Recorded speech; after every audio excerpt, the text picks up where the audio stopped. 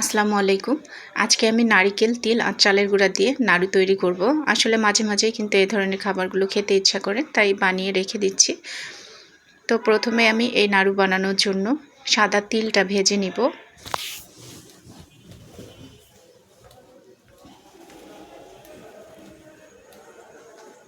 তো তিলটা আমার ভাজা হয়েছে, উঠিয়ে রেখে দিচ্ছি এক সাইডে। এখন আমি এখানে পোলাও চাল ভেজে নেব। পোলাও চালটা নিয়েছি যাতে সুন্দর একটা ফ্লেভারও আসে আর খেতেও ভালো লাগে।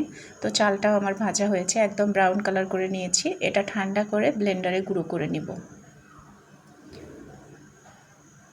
তো এখন আমি ফ্রাই প্যানে 1 টেবিল চামচ মতো ঘি দিয়েছি। এরপর 2টা এলাচ, একটা তেজপাতা দিয়েছি।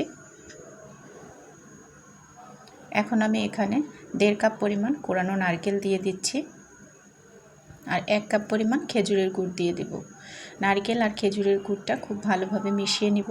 এখানে কিন্তু কোনো প্রকার পানি ব্যবহার করব না।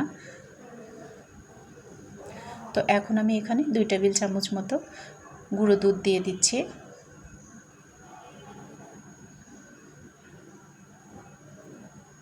সবগুলো খুব ভালোভাবে মিশিয়ে নিব। যখন এরকম শুকনো শুকনো হয়ে আসবে তখন চুলার জালটা একদম কমিয়ে দিয়ে আমি গুঁড়ো করে রাখা চালের গুঁড়াটা এখানে দিয়ে দিব। চালের গুঁড়াটা খুব ভালোভাবে এভাবে মিশিয়ে নিব। এরপর আমি এখানে ভেজে রাখা যে তিলটা আছে, সবার শেষে আমি এই তিলটা দিয়ে দিব।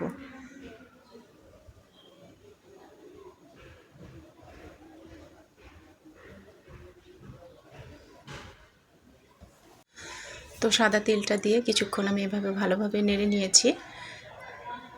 চাইলে আপনারা কিন্তু এই অবস্থায় কনডেন্স মিল্ক 1 টেবিল চামচ দিতে পারেন, সেক্ষেত্রে আরও বেশি টেস্টি হবে। তো এটা আমি বেশি গরমটা কমিয়ে নিয়েছি। কুসুম কুসুম গরম অবস্থায় নাড়ুগুলো তৈরি করে নিতে হবে। হাতে সামান্য পরিমাণে ঘি মেখে নিয়েছি। ঘি মেখে নিয়ে আমি নাড়ুগুলো শেপ দিয়ে দিচ্ছি। এটা কিন্তু আপনি একবার বানিয়ে অনেক দিন পর্যন্ত সংরক্ষণ করতে পারবেন। যখনই খেতে ইচ্ছা করবে তখনই খেতে পারবেন। তো সবগুলো আমার বানিয়ে নেওয়া হয়েছে।